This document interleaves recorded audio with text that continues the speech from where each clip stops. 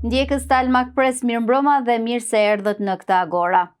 4 ish drejtuesi të UÇK-s, me emrat e të cilëve lidhet padyshim edhe shtetformimi i Kosovës prej 4 vitesh, përballen në gjykatën speciale me akuza si krime lufte apo krime kundër njerëzimit. E sot ata rrezikojnë një dënim prej 45 vitesh për secilin. Për të folur për këtë temë në lidhje të drejtë për drejtë nga Prishtina, kam Milaim Zekën, mirëmbrëma dhe faleminderit që pranove ftesën time për të qenë në këtë agora. Mirëmbrëma Fatjuma. Kërkesa e akuzës për një dënim të mundshëm nga 45 vite për secilin të akuzuar, që praktikisht nëse llogaritim moshën e tyre i bie dënim i përjetshëm për secilin, çfarë flet për atë që ne quajmë drejtësi europiane?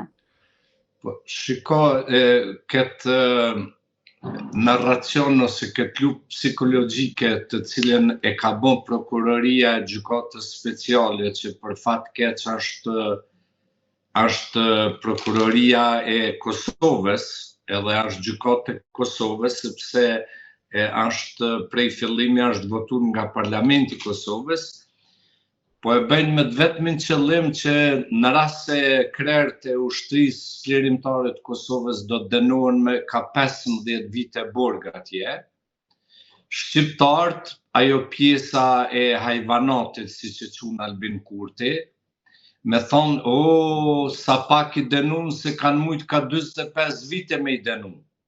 Në fakt, në qoftë se edhe 2 javë dënohen këta krerët e UÇK-s, atëre po dënohet liria e Kosovës, pavarësia e Kosovës, NATO-ja dhe gjithë faktorin ndërkombëtar që e ka mbështet luftën e shajt të UÇK-s në vitin 1999. Mos harro diçka, që shqiptarët si kolektivitet janë prallagji. Do me thonë, shqiptarët jetojnë me pralla, me mite, zgjohen me mëngjes se shikojnë filxhanin, a ju ka dol na faka, a u dek kojshia, çka ka ndodhur. Krejt historia jonë kombëtare është ndërtuar prej historianëve rënacak, të cilët e kanë deviju historinë, e kanë shkruar historinë pa asnjë fakt, pa asnjë argument. Vetëm 2 luftra të shejta i ka kombi shqiptar.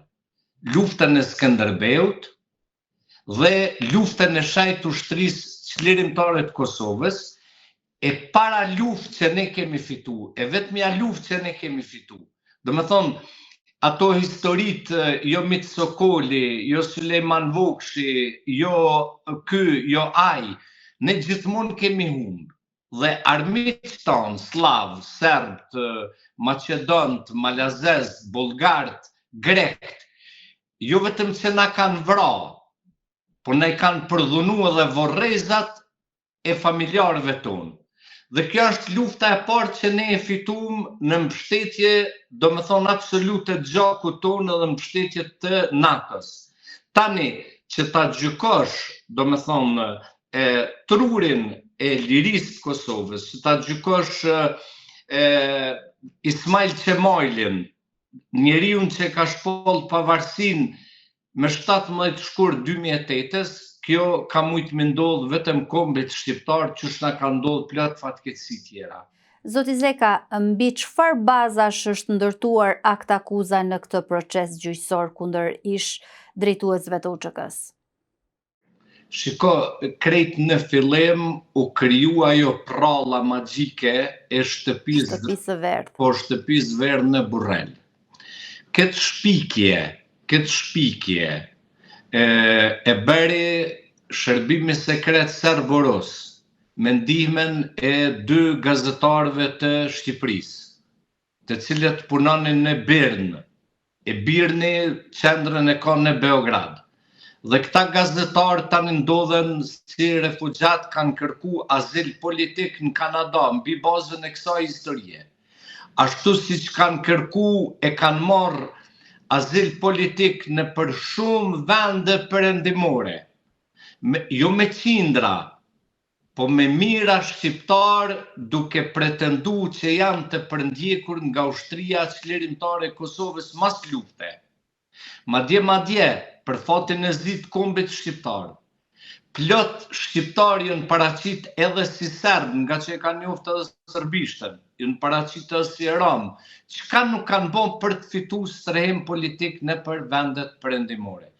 Dhe mbi bazën e kësaj pralle, u paraqit ajo rezoluta në Këshillin e Evropës e iniciuar nga Rusia.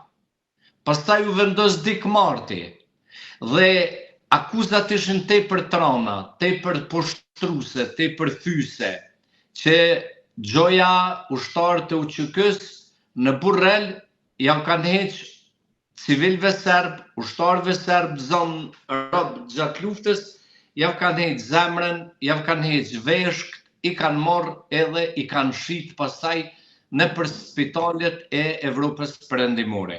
Në kohën kur ti e din, sepse vjen nga Shqipëria, që aeroportin e Rinasit e kontrollonin karabinierët italian. Në kohën kur ti e din që nuk ka mundësi, nuk ka shans teorike, gjonat e atilla me i bon spitalet ma moderne. E jo më në një shtëpi të improvizuar si spital. Eksakt. Dhe mbi bazën e kësaj, ne të gjithë, duke më përfshi edhe mu, i dham shumë mbështetje krijimit kësaj gjykate, për të pastruar imazhin e kombit shqiptar, për të pastruar imazhin e ushtrisë çlirimtare të Kosovës, por ndodhi e kundërta. Dhe për të përgjigjur në pyetjen tonë, prej as e deri në zh, e gjitha këta akuza është politike. Nuk ka njeri, nuk ka një dëshmitar, qoftë një dëshmitar i vetëm, i cili ka ardhur në gjykat edhe i ka thonë Hashim Thaçit, Kadri Veselit, Jakub Krasniqit ose Recep Selimit, që ti ma ke vra vllon, ti ma ke vra motrën, ti ma ke bën këte, a në mënyrë absolute jo. 90% të këtyre fabrikimeve janë fabrikime të shërbimit sekret serb, janë fabrikime të gazetës serbe që botohet në gjuhën shqipe në diasporë që quhet Bota Sot, një gazetë serbe e përkthyer në gjuhën shqipe, dhe janë fabrikime të njerëzve të bie serbe, shërbimit sekret serb në Kosovë e jashtë, në krye me një agent lartë të bie serbe me emrin Faik Imeri, i cili është paraqitur ndër shqiptar brenda jashtë si agent i lartë i CIA-s amerikane, e që në fakt ky ka qenë njeri i bia serbe. Pastaj ky narracioni i gazetarëve, në krye me një gazetar i cili është arratis pas luftës dhe jeton për momentin në Belfast, herë në Londër, lëviz andej këndej, një Farvudi Gjumshyti, i cili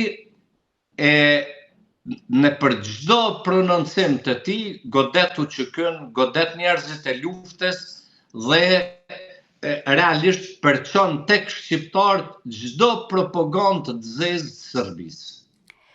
Luftën e bëm bashk, po mbas luftës a ishim bashk aq sa duhet për t'i mbrojtur vlerat e asaj lufte? Dua të them, Shqipëria si shtet, leadershipi i saj, sipas jush a ka bërë mjaftueshëm për t'i mbështetur ish luftëtarët, ish drejtuesit e UÇK-s në këtë proces gjyqësor, nisur edhe nga fakti që në një farë mënyrë edhe Shqipëria është e përfshirë në këtë gjykim për aq kohë sa ajo e pretenduara shtëpi e verdhë është në territorin e Republikës së Shqipërisë. Shiko, Hoxha Hasan Tasini, rektori i parë i Universitetit Stambollit, duke ju ligjeru studentëve në atë kohë dhe ishte një pjesë e madhe e shqiptarëve turko-arabofil. E atyre shqiptarëve të cilët fenë e qesin mbi kombin. Atyre shqiptarëve të cilët tallen me flamurin kuqezi, e quajnë leck. Dhe e atyre shqiptarëve të cilët e denonin alfabetin e gjuhës shqipe dhe gjuhën shqipe. Dhe ky profesori i shquar tha që ne, kombi shqiptar, e kemi një gjuhë të veçantë prej gjithë popujve tjerë. Prandaj duhet i kemi edhe shkronjat e veçanta. Dhe unë ngritën atje ja 3-4 studentë dhe i thanë, po që na duhet neve gjuha Shqipe, e shkronjat e gjuhës Shqipe, kur ne kemi gjuhën arabe edhe alfabetin arab. Profesori u largu nga ligjerimi dhe u tha studentëve, o njerëz, gjynohi më i madh i njeriut është padituria. Kur je i paditur, je mëkatar i madh, ban shumë gjynohe, flet në emrin e Zotit duke i bon 100 gjynohe, e keq interpreton librin e shejt të Kuranit e të Biblës duke i bon miliona gjynohe, predikon dhunë, sharje, që ne dim që edhe Kurani dhe Bibla thojnë që vetëm Zotit i takon hakmarrja. E tash, po kthehemi të gjynohi i politikanëve tonë, duke përfshi Ali Ahmetin, duke përfshi Edi Ramën, duke përfshi gjithë leadershipin tonë në Kosovë. Këta njerëz, në vend që të krijonin institucione për t'i mbrojtë ata në Hagë, në vend që të krijonin një shtab që t'i përgjigjej kundër propagandës prokurorisë e të Beogradit, këta ju në knoq me llafe, me protesta, me prononcime, fol Edi Rama atje, fol Ali Ahmeti këtu, fol ne në Prishtinë, a realisht protestat është dosh me u bon kundër qeverisë të Kosovës e kundër institucioneve të Kosovës që kanë bon zero për ata në Hagë. Në ne duke mos u pagu avokat, e që këtu gjynohet mëdhaja ka edhe Edi Rama, i cili është shtet, e ka ju qindra, po mira biznesmen milioner në Shqipëri, që ka mujt me u bon thirrje me kriju fondin e mbrojtjes për ata në Hagë, çush e ka kriju Kroacia, çush e ka kriju Serbia. Jo, nuk ka ndodhur kjo. Dhe mos harroni diçka, që gjykatësit e Hagës, ata që e njohin perëndimin, ata që kanë 2 farat kungullit në trum, e din që çdo protestë ka reagim të kundërt tek gjykatësit, sepse gjykatësit në Hagë thojnë ne nuk i nënshtrohemi presionit publik. Imagjino për shembull sikur një vrasës që akuzohet në Hagë ose në Paris ose në Berlin të vret një njeri në shkollë për shembull 20 njerëz, edhe qohen 1 milion njerëz në Berlin edhe t'i thojnë gjykatës lironi mëre këta, pas që janë nin gjykatësit. Këtu është dosht me u bo një grupi njerëzve, me u të bu juristat më të mirë shqiptar, e sidomos ata shqiptar dhe ato shqiptare që kanë baru për juridik në botën perëndimore. Që e njohin legjislacionin perëndimor. E mbi gjitha logjiken, Mendsin, mentalitetin, me ditë çysh mendon një gjykatës. Për shembull, po ta përmend një rast, prokurori tha, ndër tjera, në fjalën e tij përmbyllse, Kadri Veseli dhe Hashim Thaçi tha, kanë sjellur në vitet 90-ta minahellës për të sulmu stacionet policore e policisë serbe. Dhe avukati i Thaçit, po të ishte një avokat që një logjikën e perëndimit, do t'ja bante një pyetje prokurorit. Po çka ke mendu ti me sjell për policinë serbe, e cila ka helmu mira fëmijë shqiptar, e që ka vrarë qindra djemë në ushtrinë jugoslave, e që ka vrarë qindra njerëz në për rrugët e Kosovës.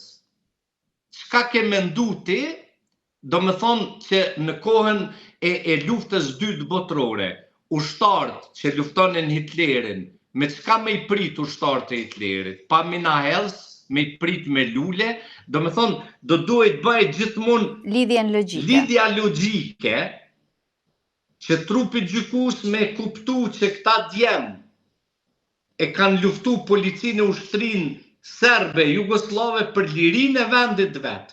S'ka pos shkolla, s'ka pos spitale, s'ka pos te. Prandaj, në aspektin institucional, ne kemi bon pothuajse asgjë, për fatin e keq. Çfarë rrezikon shteti i Kosovës me një dënim të mundshëm të këtyre protagonistëve të UÇK-s, po sigurisht që janë edhe protagonistë të shtetformimit të Kosovës, sepse duket që më shumë se sa ata është duke u vendosur në pikpyetje apo duke u gjykuar vetë shteti i Kosovës, edhe përkundrejt faktit që është legjitimuar edhe nga instancat të drejtësisë europiane. Po krejt lufta e Serbisë dhe e Rusisë në anën tjetër është për të denu këta edhe me thonë që e shifni cilin shtet ju e keni mbështet. Realisht kjo është një tendencë e Rusisë dhe Serbisë për ta denuar NATO-n. Edhe mos harroni që ishte shumë trishtuese deklarata e prokurorit kur tha që Hashim Thaçi ja ka shprehla trurin James Rubinit edhe generalit të NATO-s Wesley Clark. Imagjinoni deri ku arrin shizofrenia e një prokurori idiot, total idiot edhe antidrejtësi. Mos them anti-shqiptar, po antidrejtësi. Pas ka arrit Hashim Thaçi me a shprehla trurin generalit NATO-s, i cili i ka patur të gjitha përgjimet në bunkerin atomik të Slobodan Miloševićit. Edhe në bunker e kanë përgju Miloševićin NATO-ja. Këtë më ka thonë ish kryeprokurori i tribunalit të Hagës që e ka akuzu Miloševićin. Madje më ka thonë një rast, kam qenë shumë kurioz me të taku ty. I thash pse? Thash se ke qenë ndër emrat më të përmendur në atë bunkerin e Miloševićit për shkak të angazhimit tim mediatik në përbot të gjitha televizionet botërore. Jam i vetmi gazetar i cili e kam nxjerr për herë të parë publikisht shtabin e UÇK-s me maska. Në këtë moment, për neve është shumë e rëndësishme që asnjëri prej këtyre të mos dënohet. Jo sikur ata të ishin akuzuar si individ, do ishte tjetër muhabet. Po që quhet UÇK-ja ndërmarrje e përbashkët kriminale, këtu hy edhe unë në këtë ndërmarrje të përbashkët kriminale. Edhe mos harro diçka se nuk kanë as të vetmin qëllim, as më të voglin qëllim për t'i denu këta si individ. Ata kanë qëllimin me denu shtetin e Kosovës, pavarësinë e Kosovës, 110 vite e ka quajtur Kosovën si Jerusalemi i Serbisë. E ka quajtur Kosovën si zemra e Serbisë. Edhe realisht këta djemë dhe këto vajza ja kanë marrë zemrën e Serbisë. Dhe ne e kemi fitu një luftë historike përballë Serbisë. Kështu që tendenca është me thonë botës ja çka ne keni bën neve. Dhe Serbia po e gjen një moment që bota është shumë e turbull. Amerika është e preokupuar me Iranin, me Izraelin, me Kinën, luftan mes Bashkimit Evropian edhe Amerikës. Pastaj po e shihni që Amerika nuk po merret as me Ukrainën. E ne jemi në një situatë shumë të rëndë. Situata jonë kur shkum në Rambouillet ishte shumë e favorshme. Imagjino sikur presidenti i Francës të ishte François Mitterrandi e jo Jacques Chiracu. Pastaj imagjinoni që edhe në shpalljen e pavarësisë të Kosovës në 2008 leadershipi botëror ka qenë krejt në favorin tonë.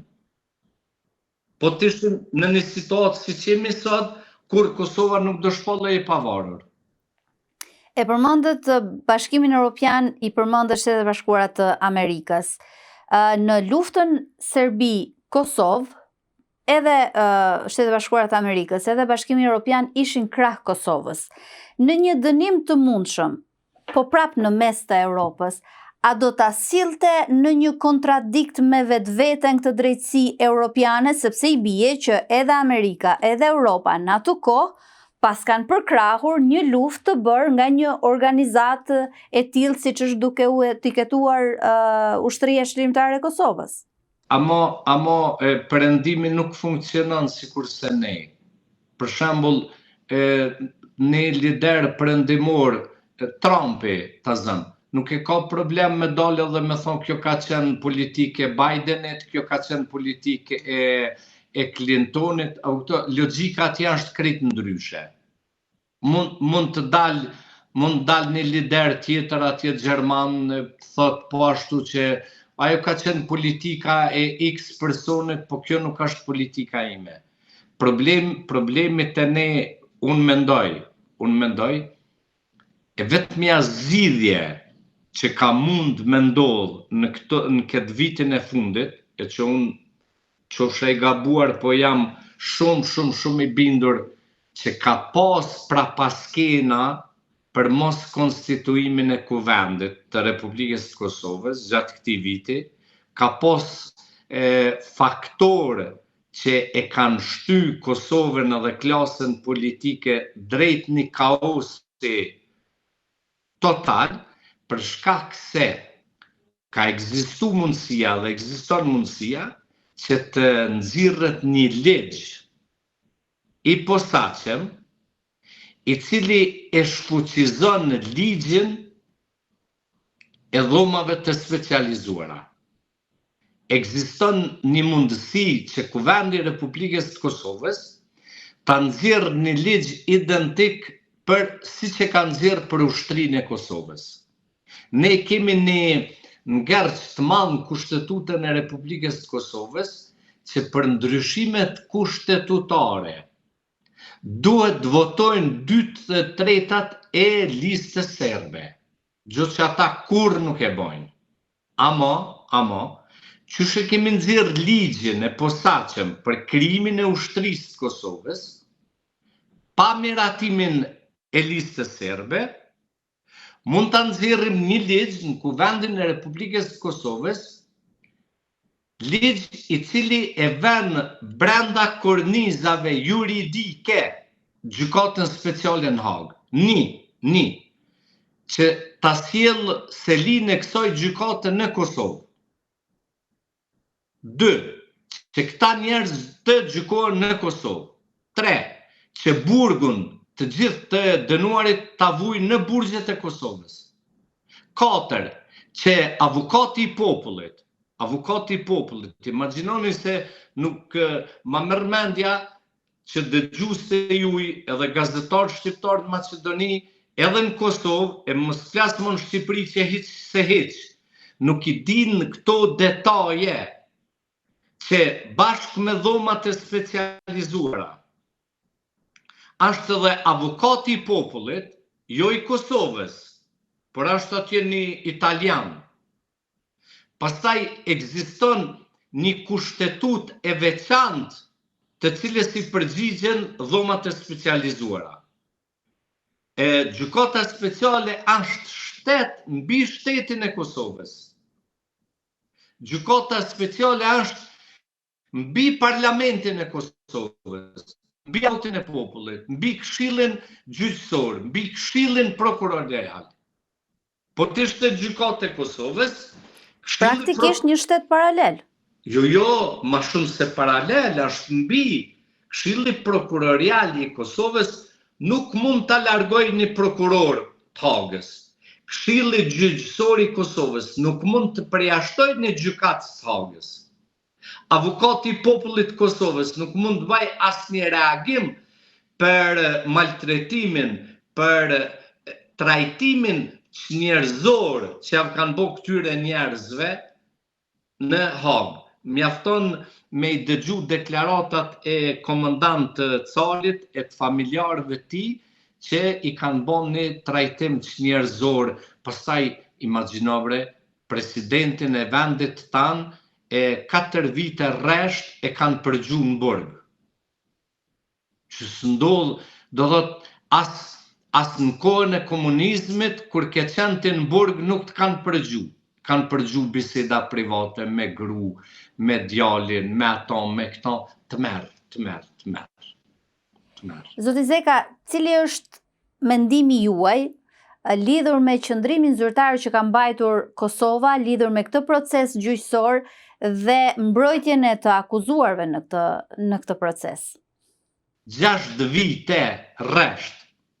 vite rresht, ty po ta baj një pyetje. Ai ke dëgju një herë të vetme kryeministrin e Kosovës se i ka përmend krerë të UÇK-s në Hagë. Vetëm një herë ke dëgju. Për 6 vite, edhe kur është mbajt seanca soleme për shpalljen e pavarësisë të Kosovës, ku vendin e Republikës së Kosovës, Albin Kurti dhe Vjosa Osmani nuk e kanë përmendur emrin e Hashim Thaqit, i cili është shpallësi i pavarësisë të Kosovës. A mundesh ti me fol për 28 nëntorin të vitit 1912 pa e përmend Ismail Qemalin? Thot, kjo ka ndodhur. Dhe tani këta talibant, kjo garda revolucionare e Humeinit, rrjeteve sociale, këta që din vetëm me bo halakula talamula, njerëz analfabet, rrugaq, njerëz të cilët dalin me mëngjes të dehur në për Bahnhofen, stacione qohën në shaj në për rrjete sociale. Këta nuk kanë logjik njeriut. Dhe unë i flas gjithmonë kur prononcohem, unë i flas vetëm 3% shqiptarëve. Unë i flas ati 3% që e kanë ndihmu luftën, ati 3% që ka qenë në për burgjet jugoslave, ati 3% që ka luftu, ati 3% që ka derdhë gjak për flamurin Kuqezin, Macedoni, në Kosovë, në Shqipëri, në Malzi, në Lugin Preshevës. Ati 3% që ka konsideruar të shaj gjuhën shqipe, emrat shqip, sepse e dashur në Macedoni nuk e mujt ti fëmit me i pagzu me emra shqip. Populli ma i diskriminum, pjesa ma e diskriminume, ma e fyme, ma e poshtrume, e shqiptarëve të ish Jugoslavis, kanë qenë shqiptarët e Macedonisë dhe të Malit Zi. Na jemi kon lulje dritë, na kemi qenë Amerikë për shqiptarët e Macedonisë në krahasim me vujtjet e tyre që i kanë bërë. Shkolla jo, gjuhën javë kanë poshtru. Imagjinoti një politikan Macedon para shumë viteve atyre në një darkë me disa miq po më thot, a e shef Zoti Zeka tha, ne e bëm gjuhën shqipe zyrtare. I thash dhe çfarë do thush me këte? Jo po, thash po ti a e din që gjuhë macedone nuk ekziston. Komb macedon nuk ekziston. Flamur macedon nuk ekziston. Gjuha ime është ndër 8 gjuhët më të vjetra të botës. Do me thonë, me tarë ty, një politikan fashist Macedon më talë me gjuhën tonë, edhe me të thonë që unë ty gjuhën shqipe ta kam dhonë dhurat, flamurin ta kam dhonë dhurat. E tash, për shembull, kur vim në Macedoni, mu më bëhet zemra mal, më bëhet zemra bjesht, kur më presin policë shqiptar, djem super të edukum, a e lodhë Bacimilajm, si e Bacimilajm, pa di mërë që na bajshin Macedon, ku po shkon, pse po shkon, so që njëherë më ka pasmo aq nervoz një policë Macedon, ka qenë Gruevski atëre kryeministër, thash po shkoj me bo seks me Gruevskin. A ujtan, e të rokum atu, e të sham, e nusja ime mobre melbre se, do me thonë, nuk ka pas policë ma të poshtër në botë. E tash Zotë Shqyqër falë kujna, falë luftës tonë, falë luftës të djemve dhe vajzave nga gjitha trojet shqiptare që i kemi qëto drejta që i kemi në Macedoni. për shembull, edhe po e mbyll. E kishim Top Channel para disa ditëve një debat. Thash, Edi Rama, po edhe Ali Ahmeti. Prap po kthehemi te ai gjynohi më i madh. Kur nuk e kam dëgjuar as Ali Ahmetin, as Edi Ramën, as Ramushin, as Fatmirin, as Kadrin, as Hashimin, asnjë,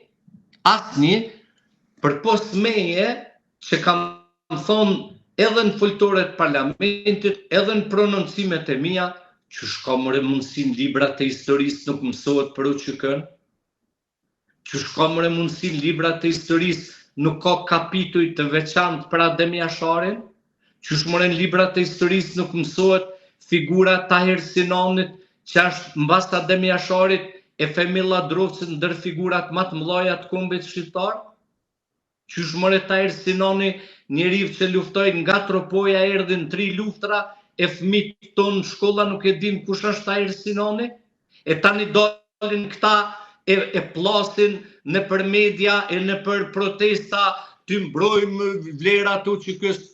O hajvanat, vlera UÇK-s mbrohet me libra, me muze, me institucione. Nuk mbrohet vlera e UÇK-s ranga danga me çaje, me raki e me çifteli. Nuk mbrohet. Institucioni i kombit Tempulli, i një kombi është shkolla, është universiteti, janë librat. Shfletoj tekstet shkollore, tani mas një 3 javë flasim prap bashkë. Referuar një pjesë të fjalës tuaj, nëse ka një gjë që na e ka vërtetuar në të gjitha kohrat, historia jon është se askush nuk na ka falur asgjë. Me 17 shkurt, ditën e pavarësisë së Kosovës, në Prishtinë do të mbahet një protestë e madhe në mbështetje të ish-drejtuesve të UÇK-s, një protestë jo politike. Cila do të ishte thirrja që do t'i drejtonit ju të gjithë shqiptarëve për t'ju bashkangjitur kësaj proteste? Unë për veten nuk kam thirrje për shqiptarët, sepse shqiptarët e di 100% që do dalin, do jetë protesta më madhështore, por kam thirrje për liderët politik, për deputetët e kuvendit të Maqedonisë, për gjithë deputet, pa dallim feje, e përkatësie, domethënë politike, që të vinë, autostradën javë kemi ndërtu, për 45 minuta vinë në Prishtinë, për turpin e madh të çdo politikani shqiptar e Maqedon, e 2 herë turpi shqiptarve, autostrada kur prej Kufirit e deri në Shkup nuk u ndërtu. Këta të i bon edhe këta politikantë shqiptarë në Maqedoni, qështu gam, apo kupton, ju intereson me hypë që të në pushtet, me i bon do privilegje, me shtine për punë, për kabinetet, do doj, do teze, do jarona, do nërykla, do këto, por Maqedonia, do me thonë, nuk arriti me e ndërtu autostradën. Megjithatë, me qenë se ne javë kemi ndërtu atë autostradë, të cilën e ka ndërtu pikërisht këta që janë Hagë, se ai ke po tash po thonë u çliru Kosova me ardhin e Albin Kurtit. Po Hashim Thaçi me Kadri Veselin e Jakub Krasniqin e Ramush Haradinin i ka ndërtu autostradat, shkollat, spitalet, aeroportin, a kanë bo gabime? Boll kanë bo gabime. Po të gjithë kemi bo gabime. Edhe unë kam bo gabime me vagona. Por një gabim nuk e kemi bo. Kur mirë për Serbi s'kena menu. Edhe kur nuk kena mendu a pështojmë gjallë prej lufte. Jam shumë krenar që kam hy zbashku me Hashim Thaçin edhe në Kështjellën e Rambujis, me dokumenta falsë, jam kthy në aeroplan me ta bashkë në Tiranë dhe jam shumë krenar që i takoj epokës të Hashim Thaçit, epokës të Ramush Haradinit, të Kadri Veselit, Jakub Krasniqit, të Recep Selimit, të Fatmir Limes, të Ali Ahmetit për kohën e luftës. Do më thonë, unë shokët e mi i ndajnë ndysh, ata të luftës edhe ata të paqes. Në kohën e paqes kam pas kritika shumë të mëdhaja. I kam kritiku pa fund. Pse? Sepse i kam dasht, sepse i kam respektu, sepse i kam vlerësu. Kjo ka qenë arsyeja ime që në të shumtën e rasteve kam qenë shumë i ashpër me ta, sepse i kam dasht edhe kam dasht që shteti Kosovës tjetë akoma më mirë. Megjithatë, për mu janë njerëz të shejt. Se shiko, ne vetëm kur të vdesim ta dim vlerën. A dhe të vinë të vorri, edhe pse unë e kum lënë testament, që kur të vdes, kështu mos me marrë të vorri askush. Shpeshherë këto lidhjet online ndoshta nuk janë mënyra më komode për të zhvilluar një intervistë të tillë. Unë u përpoqja që mos ju ndërpres, edhe për shkak të faktit që sigurisht keni sjell informacione të çmuara për audiencën tonë, dhe unë ju falenderoj shumë për çdo mendim dhe çdo informacion që ndat sonte në Agora. Shumë faleminderit, respekt dhe përshëndetje për të gjithë ata që na dojnë e më shumë për ata që na shohin. Faleminderit edhe një herë. Ne përshëndetemi këtu ndjekës të Almak Press, ne do të takohemi sërish me Agorën në të shtunën e ardhshme në orën 20. Natën e mirë.